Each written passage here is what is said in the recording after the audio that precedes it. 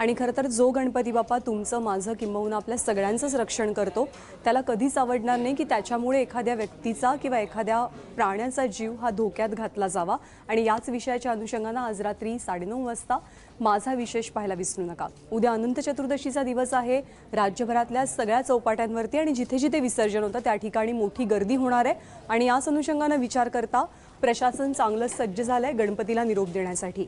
वेगवेगळ्या सरकारी यंत्रणांनी कंबर कसली आहे। विसर्जनाच्या ठिकाणी पालिका कर्मचारी, अग्निशमन पथकं, वैद्यकीय पथकं आणि पोलीस पोहोचलेले आहेत। मुंबईत 69 नैसर्गिक तर 31 कृत्रिम विसर्जन स्थळं निर्माण करण्यात आली आहेत। या सर्व ठिकाणांवरती सीसीटीव्ही कॅमेऱ्यांची नजर असेल। जलप्रदूषण टाळण्यासाठी जास्तीत जास्त गणेश भक्तांनी कृत्रिम तलावात विसर्जन करावं असं पालिकेचं आवाहन आहे। तसंच विसर्जनाच्या मार्गावरची वाहतूक कोंडी टाळण्यासाठी ट्रॅफिक पर्यायी मार्गानं वळवलं जाईल। मत्स्यदंशापासून बचावासाठी कोणत्याही व्यक्तीने समुद्रातील पाण्यात किंवा किनाऱ्यावरील चिखलात उघड्या अंगाने अथवा अनवाणी जाऊ नये। भाविकांनी आपल्या लहान मुलांची विशेष काळजी घ्यावी। त्यांना पाण्यात किंवा विसर्जन स्थळी जाण्यापासून बचाव करावा।